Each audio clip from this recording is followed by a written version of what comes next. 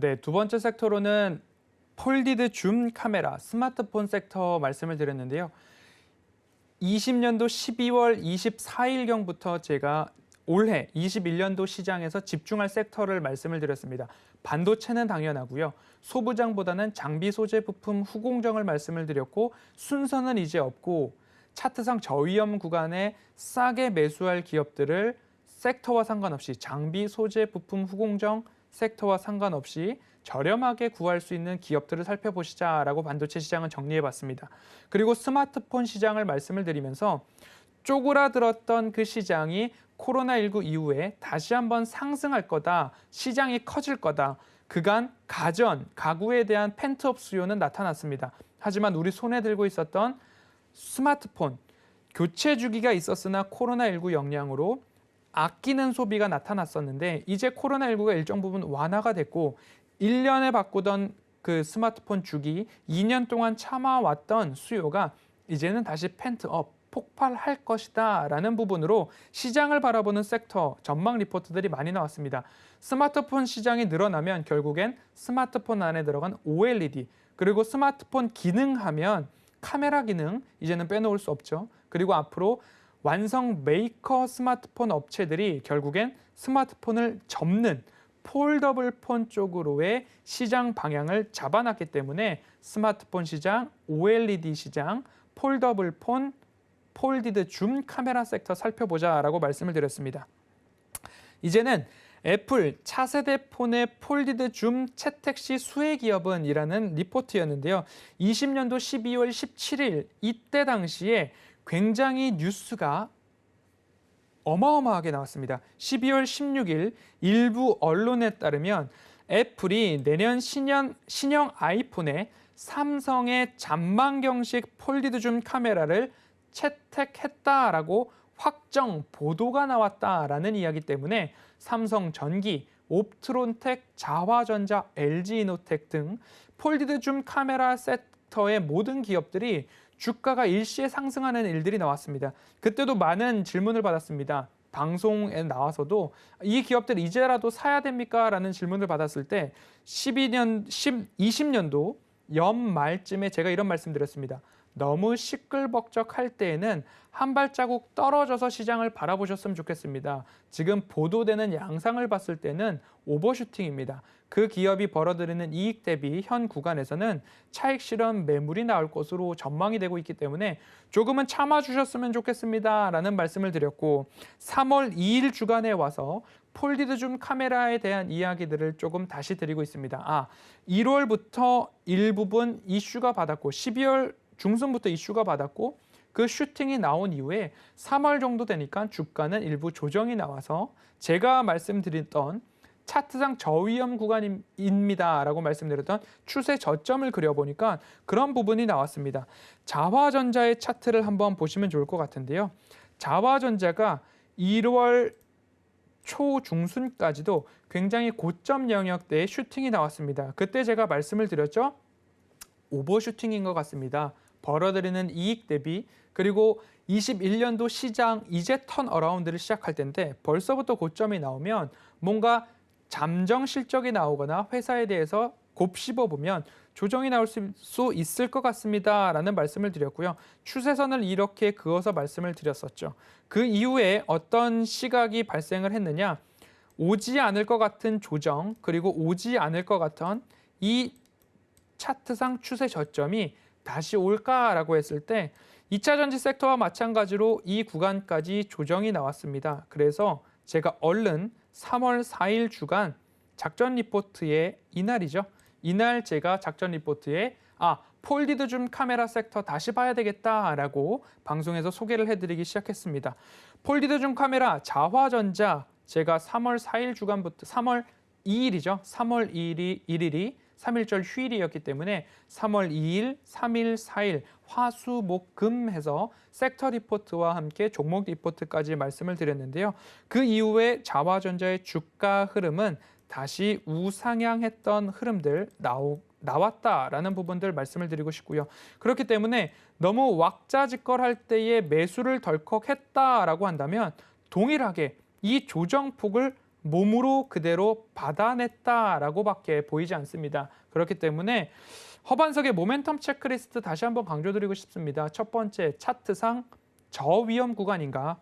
위험이 적을 때 빨간 색깔 동그라미 그려드릴 때마다 매수를 할 수 있었다라는 부분입니다. 그리고 슈팅이 나온 이후에도 주가는 되돌림이 나오기 때문에 이 구간에서 다시 매수할 수 있었다라는 부분 꼭 참고를 해주셨으면 좋겠고요. 두 번째는 숫자상 매출액과 영업이익이 증가하는가라는 부분입니다. 이 추세를 이어갈 수 있는 기업들이라고 한다면 매출액과 영업이익이 증가해야 이 추세를 깨지 않고 이 차트상 저위험 구간이 다가왔을 때 다시 한번 반등이 나오더라라는 구간입니다. 그래서 이 구간에서 다시 반등이 나오는 기업들 놓치지 않기 위해서는 두 번째 숫자상 매출액과 영업이익이 증가해야 된다라는 부분이고, 세 번째는 미래를 이끌 성장 동력입니다. 돈은 벌고 있지만 이 기업의 미래가 있어야 추가적으로 상승이 나오고 오버슈팅이 나온다라는 부분인데, 자화전자 같은 경우에는 결국 삼성전자와 함께 폴디드 줌 카메라 OIS 베어링 특허 기술을 보유하고 있는 기업입니다. 그리고 앞으로 미래 먹거리를 PTC 히터, 전기, 전장, 아이오닉, 현대자동차와도 함께 납품을 하겠다라고 하고 있는 그런 모습들이 이어지고 있기 때문에 특허를 갖고 있고 특허 보유와 관리를 잘하는 기업, 그리고 미래 먹거리로 전장 부품 쪽으로 바라보고 있는 그런 기술력도 갖고 있기 때문에 앞에서는 전장 부품, 미래 먹거리가 이제 출발을 하려고 준비를 하고 있고, 뒤에서는 기존에 잘 하고 있던 폴디드 줌 카메라가 밀고 있구나라고 이해를 해주시면 이 우상향에 대한 부분, 그리고 차트상 저위험 구간에서 다시 한번 과감하게 매수를 할 수 있었다라는 부분 참고를 해보시면 좋을 것 같습니다. 이처럼 왁자지껄할 때보다 조금은 한 발자국 떨어져서 매수를 할 수 있는 눈을 작전 리포트와 함께 길러가시는 것 또한 한번 말씀을 드리고 싶습니다. 삼성전기에서 앞으로 아이폰, 폴디드 줌 카메라에 대한 부분들 조금 더 구체화된다라고 한다면 이 폴디드 줌 카메라 시세가 나왔거나 아직 시세가 나오지 않았거나 하는 기업들 다시 한번 살펴볼 만하다라는 말씀을 드리면서, 폴디드 줌 카메라 관련된 섹터 어떤 기업들이 있었는지 볼 수 있을 것 같습니다. 예를 들자면 지금은 조금은 작게 나오지만 자막으로라도 안내를 드리도록 하겠습니다. 폴디드 줌 카메라 모듈 관련된 기업 중에 렌즈 하면 해성옵틱스, 세코닉스, 디지털옵틱 등이 있을 거고요. OIS 기술로 보면 삼성전기, 자화전자, 동훈하나텍, 액트로, 해성옵틱스까지 있을 겁니다. 그리고 카메라 모듈 제조, 조립과 관련해서는 LG이노텍, 삼성전기, 해성옵틱스, 그리고 카메라 검사 장비까지 한다면 하이비전 시스템까지 살펴볼 수 있을 것 같습니다. 이렇게 폴디드 줌 카메라 시장이 스마트폰 시장의 성장과 함께 본격적으로 21년도 시장이 성장할 전망이다라는 부분 한번 살펴봤고요. 그리고 제가 자화전자와 옵트론텍을 말씀을 드렸는데요. 옵트론텍을 먼저 한번 살펴보면 이 폴디드 줌 카메라 시장에서 주가가 앞으로 슈팅이 나올 우상향할 조건 세 가지를 이야기를 하고 있습니다. 아이폰 폴디드 줌 채택이 될 경우에 프리즘을 납품한다라는 이야기고요. 앞으로 차량용 렌즈까지도 옵트론텍에서 제공을 하고 납품을 할 예정인데, 프리즘이라고 먼저 말씀을 드려보고자 하면 옵트론텍 같은 경우에는 폴디드 줌 카메라 제작할 때에 그 안에 들어가는 프리즘을 납품하는 업체입니다. 그런데 그 프리즘, 폴디드 줌을 만들 때에 어느 기업이 만드느냐?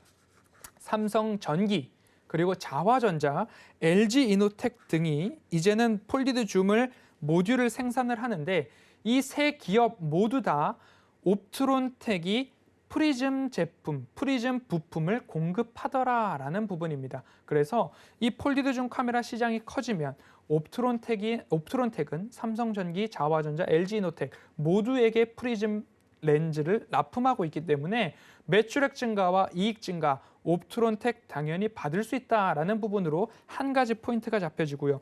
두 번째는 차량용 렌즈입니다. 차량용 렌즈, 결국엔 카메라, 자율주행에 있어서도 차량용 카메라 굉장히 앞으로 유망한 섹터인데요. 그 카메라만 있어서 되는 게 아니라 카메라 앞을 덮고 있는 렌즈를 이미 옵트론텍에서는 납품을 하고 있었다라는 그런 부분입니다. 테슬라, 벤츠, 폭스바겐 등과 이미 납품 경력을 갖고 있기 때문에 그 기술력은 인정을 받았다라는 부분 말씀을 드리고 싶습니다. 카메라 렌즈에만 들어가느냐라는 게 아닙니다. 카메라에도 앞을 덮고 있는 렌즈가 있듯이 라이다 기술에도 앞을 감싸고 있는 렌즈가 있죠. 그 렌즈 기술 앞으로 국내 자동차 부품 업체에도 이 라이다 모듈에 렌즈가 들어갈 수 있다라는 부분입니다. 자화전자는 PTC, 히터 부품을 아이오닉에 납품하고 현대자동차와 협업을 하는 것처럼 옵트론텍은 이제 렌즈 그리고 프리즘 이 뒤에서 탄탄하게 밀어주고 있다라고 한다면 앞으로는 그 라이다와 카메라 렌즈를 미래 먹거리 성장 동력을 삼아서 앞에서 끌어주겠다라는 부분으로 이해를 해보시면 좋을 것 같습니다. 마찬가지로 허반석의 모멘텀 체크리스트 옵트론텍을 한번 살펴보면 좋을 것 같습니다. 3월 4일 주간에 한 번 더 말씀을 드렸습니다.